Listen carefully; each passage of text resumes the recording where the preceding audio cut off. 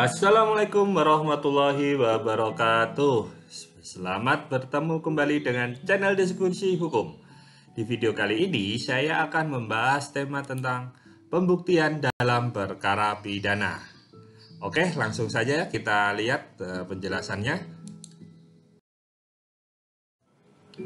Kita lihat di sini belajar dulu tentang 4 teori pembuktian, yaitu yang pertama di sini ada teori tentang pembuktian secara conviction in time. Apa itu pembuktian conviction in time?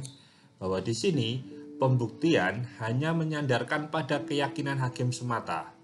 Hakim di dalam menentukan putusan tidak terikat dengan alat bukti yang ada. Dari mana hakim menyimpulkan putusan tidak menjadi masalah. Dan ini dipergunakan dalam sistem peradilan juri atau juri res part, misalnya di Inggris dan di Amerika.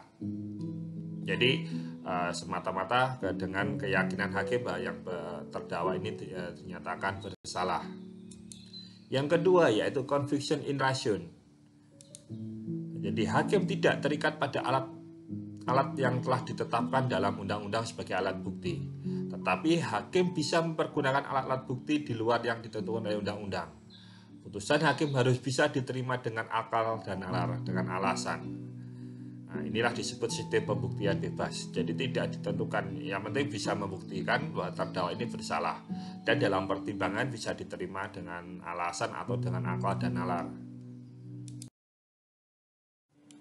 Yang ketiga yaitu sistem pembuktian positif atau positive fatalem, yaitu pembuktian yang menyandarkan pada alat bukti yang ditentukan undang-undang. Dan di sini tidak diperlukan keyakinan hakim. Sistem pembuktian positif ini yang dicari adalah kebenaran formal. Oleh karena itu, sistem pembuktian ini dipergunakan dalam hukum acara perdata. Yang keempat adalah sistem pembuktian negatif atau negative fatalem. Hakim di dalam mengambil keputusan tentang salah atau tidaknya seorang terdakwa terikat oleh alat bukti yang ditentukan oleh undang-undang dan keyakinan atau nurani hakim sendiri.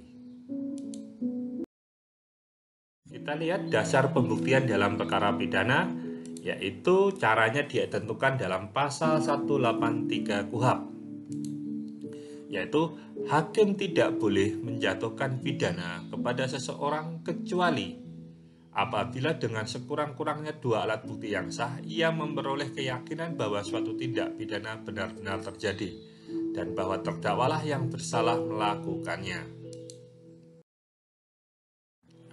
Oke, selanjutnya kita lihat dengan pasal 183 tersebut, KUHP berarti menganut pembuktian negatif.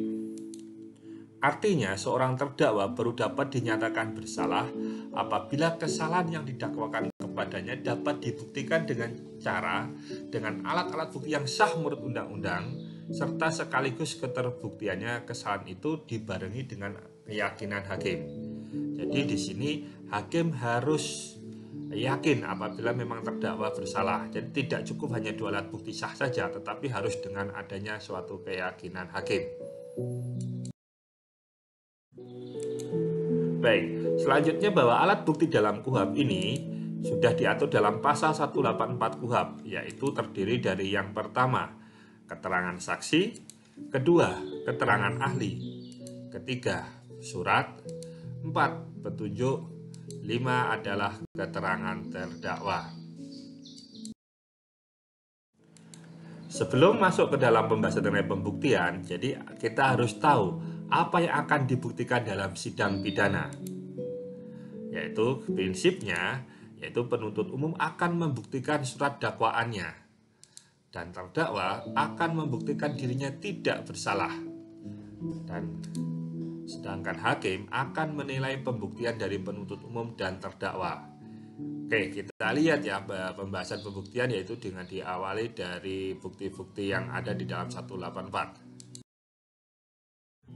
Yang pertama adalah saksi, yaitu orang yang dapat memberikan keterangan dalam rangka penyidikan, penuntutan, dan peradilan mengenai suatu tindak pidana yang tidak selalu ia dengar sendiri, ia lihat sendiri, dan ia alami sendiri. Definisi ini adalah adanya perluasan dari putusan Mahkamah Konstitusi nomor 65 PUU strip Romawi 8 garis miring 2010. Di sini memperluas pengertian dari pasal 1 angka 26 KUHP, di mana pada sebelumnya bahwa yang namanya menjadi saksi itu adalah orang yang karena ia dengar sendiri, ia lihat sendiri, dan ia alami sendiri. Namun di sini Mahkamah Konstitusi memberi definisi bahwa sekarang itu tidak selalu. Jadi orang yang memiliki pengetahuan terhadap suatu tindak pidana bisa menjadi saksi. Terkait saksi ini bisa dilihat di video kami di channel yang sama, silahkan bisa dilihat ya.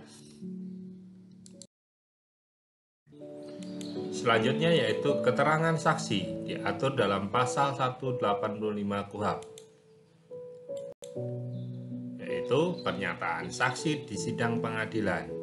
Jadi kalau hanya seorang dikatakan saksi tapi membuat pernyataan di luar persidangan, itu bukan termasuk bagian dari keterangan saksi, karena keterangan saksi adalah keterangan yang dinyatakan di dalam sidang pengadilan. Yaitu, dan di sini berlaku azas unus testis nullus testis, yaitu satu saksi bukan saksi.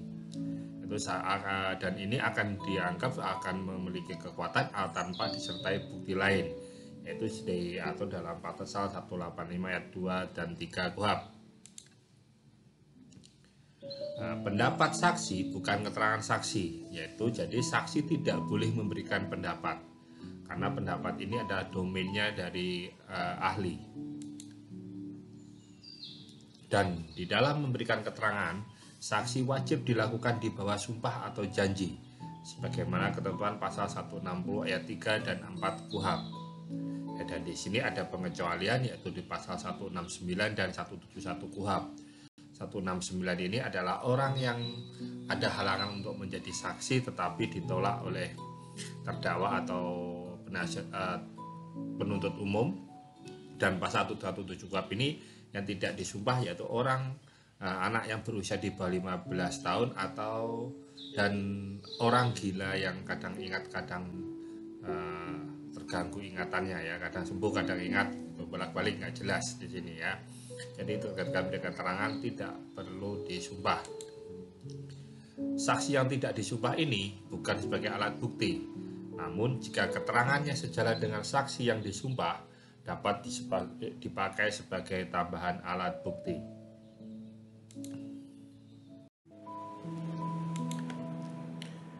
Nah, terkait keterangan beberapa orang saksi, idealnya keterangannya adalah sama terhadap suatu peristiwa yang sama, itu idealnya adalah sama. Namun demikian, keterangan beberapa saksi yang berdiri sendiri tentang suatu kejadian atau keadaan dapat digunakan sebagai suatu alat bukti yang sah apabila keterangan saksi itu ada hubungannya satu dengan yang lain sedemikian rupa, sehingga dapat membenarkan adanya suatu kejadian atau keadaan tertentu. Jadi saksi A mengatakan hanya melihat terdakwa keluar dari rumah, saksi B melihat terdakwa waktu masuknya, saksi C melihat ada teriakan dari korban dari dalam rumah. Nah, ini dapat disimpulkan bahwa terjadi suatu hal yang ada di dalam rumah yang pelakunya adalah terdakwa. Nah, ini jadi digabungkan dari beberapa keterangan saksi sehingga saling berkaitan, sehingga untuk membuktikan terdakwa. Terus bagaimana menilai kebenaran keterangan saksi? Hakim harus dengan sungguh-sungguh memperhatikan. Yang pertama adalah persesuaian antara keterangan saksi satu dengan yang lain. Kalau keterangan saksi ini satu dengan yang lainnya adalah sama, maka ini bisa dilihat adalah kebenaran keterangan saksi. Begitu juga persesuaian antara keterangan saksi dengan alat bukti lain, yaitu alat bukti, apakah alat bukti surat atau ahli atau petunjuk atau keterangan terdakwa. Dan di sini adalah alasan yang mungkin dipergunakan oleh saksi untuk memberikan keterangan yang tertentu. Yang keempat adalah cara hidup dan kesusilaan saksi serta segala sesuatu yang pada umumnya dapat mempengaruhi dapat tidaknya keterangan itu dipercaya. Ya, kalau saksi sudah sering berbohong, ya ini tentu akan dilihat ya. Dan keterangan yang juga yang disampaikan adalah tidak masuk akal, ya mungkin tidak akan digunakan oleh hakim. Ya, termasuk bagaimana saksi itu memperoleh bagaimana dia mendapatkan suatu pengetahuan tentang suatu tindak pidana, itu juga akan dipertimbangkan oleh hakim. Nah, dan ini dalam rangka pembelaan, terdakwa dapat mengajukan saksi yang meringankan atau biasa dikenal dengan saksi adecat. Dan sesama terdakwa tidak dapat menjadi saksi. Saksi ini biasa dikenal dengan istilah saksi mahkota. Selanjutnya kita lihat apa itu keterangan ahli. Yaitu keterangan yang diberikan oleh seseorang ahli yang memiliki keahlian khusus tentang hal yang diperlukan untuk membuat terang suatu perkara pidana guna kepentingan pemeriksaan. Jadi di sini berkaitan dengan gunanya bahwa ada orang memiliki keahlian ini untuk membuat terang suatu perkara pidana, ya. Begitu kan, umpama ada suatu pembunuhan, yaitu diadakan ahli forensik, yaitu akan mengungkap bagaimana sebab kematiannya. Itu keterangan ahli adalah apa yang seorang ahli nyatakan di sidang pengadilan, ya sama. Jadi keterangan ahli apabila dicantumkan dalam surat itu bukan lagi keterangan ahli, tetapi hanya sebatas bukti surat saja, bukan menjadi keterangan ahli. Ya, tujuan ahli yaitu untuk menjernihkan duduk persoalan seperti pasal 180 ayat 1 KUHP, ya. Nah, dan setiap orang yang diminta pendapatnya wajib memberikan keterangan ahli demi keadilan, ya. Jadi kalau diminta ini wajib memberikan, yaitu pasal 179 ayat 1 KUHP. Nah, kalau hakimnya membutuhkan keterangan dan dia diminta untuk memberikan pendapatnya, dia wajib hadir setiap orang. Dan ini ada suatu catatan terkait dengan dalam keterangan ahli, yaitu ahli adalah keterangan dokter kehakiman, sedangkan untuk dokter umum ini bukan ahli, sebagaimana penjelasan dari pasal 133 KUHP. Dan di sini nanti apa yang disampaikan oleh dokter umum ini hanya dianggap sebagai keterangan saja. Nah, jika terdakwa atau penasihat hukum keberatan atas keterangan ahli itu dan itu dianggap berdasar oleh majelis hakim, maka hakim dapat memerintahkan penelitian ulang. Jadi apa yang disampaikan diteliti ulang. Nah, penelitian ulang ini dilakukan oleh instansi semula dengan personil yang berbeda dan instansi lain yang berwenang untuk itu. Jadi penelitian ini instansi yang sama tempat ahli tadi menyatakan, namun di situ dilakukan oleh personil yang berbeda dan ada pembanding dari instansi lain yang berwenang untuk itu. Jadi ada dua yang melakukan pemeriksaan ulang di sini, ya. Dan selanjutnya adalah bukti surat, diatur pada pasal 187 KUHP. Surat sebagai alat bukti dibuat atas sumpah jabatan atau dikuatkan dengan sumpah. Jadi dibuat atas surat sumpah jabatan atau dikuatkan dengan sumpah. Dan ini berupa yang pertama yaitu berita acara dan surat lain dalam bentuk resmi yang dibuat oleh pejabat umum yang berwenang atau yang dibuat di hadapannya, yang membuat keterangan tentang kejadian atau keadaan yang didengar-dilihat dan dialaminya sendiri disertai dengan alasan yang jelas dan tegas tentang keterangannya itu.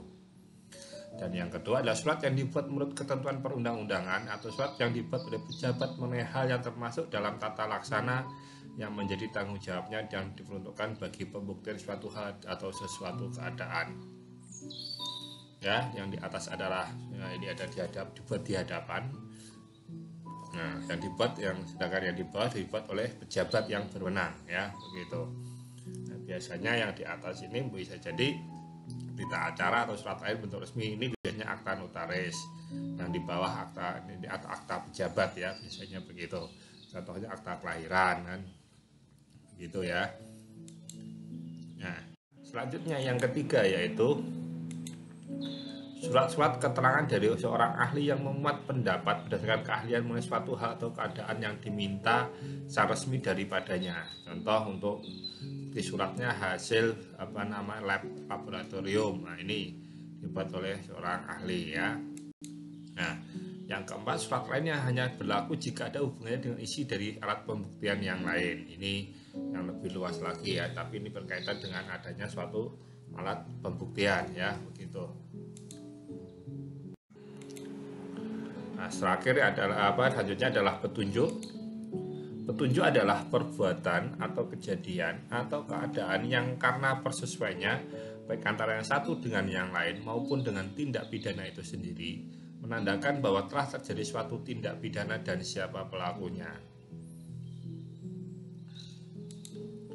Petunjuk hanya dapat diperoleh dari keterangan saksi, surat, dan keterangan terdakwa. Nah, di sini dihubungkan ya antara keterangan saksi, surat, dan keterangan dihubungkan. Dan di sini akan diketahui telah terjadinya suatu tindak pidana dan siapa pelakunya. Ini adalah bukti petunjuk. Nah, penilaian atas kekuatan pembuktian dari suatu petunjuk dalam setiap keadaan tertentu dilakukan oleh hakim dengan arif dan bijaksana setelah ia mengadakan pemeriksaan dengan sepenuh kecermatan dan keseksama berdasarkan hati nuraninya. Ya, jadi hakim tidak sembarangan dalam menggunakan bukti petunjuk ini. Ya, dari keterangan saksi, surat, dan terdakwa ini nanti juga mengambil suatu kesimpulan lah di situ bahwa di situ terjadi suatu tindak pidana dan kembali dari tindak pidana itu dapat dimintakan pertanggungjawaban kepada pelakunya. Dan yang terakhir, bukti terakhir adalah keterangan terdakwa, yaitu keterangan yang dinyatakan di sidang tentang perbuatan yang ia lakukan, yang ia ketahui sendiri dan ia alami sendiri. Ya, ini adalah dari keterangan terdakwa. Dan keterangan terdakwa ini bisa saja dia membenarkan surat dakwaan atau mengingkari surat dakwaan atau membenarkan sebagian dan mengingkari yang lainnya. Ya, keterangan di luar sidang dapat digunakan untuk membantu menemukan bukti di sidang, asalkan keterangan itu didukung oleh suatu alat bukti yang sah sepanjang mengenai hal yang didakwakan kepadanya. Ya, keterangan-keterangan di luar sidang ini bisa dituangkan biasanya dalam bentuk berita acara sidang, atau mungkin di sana dia telah melakukan perdamaian dengan korban atau bagaimana ya begitu.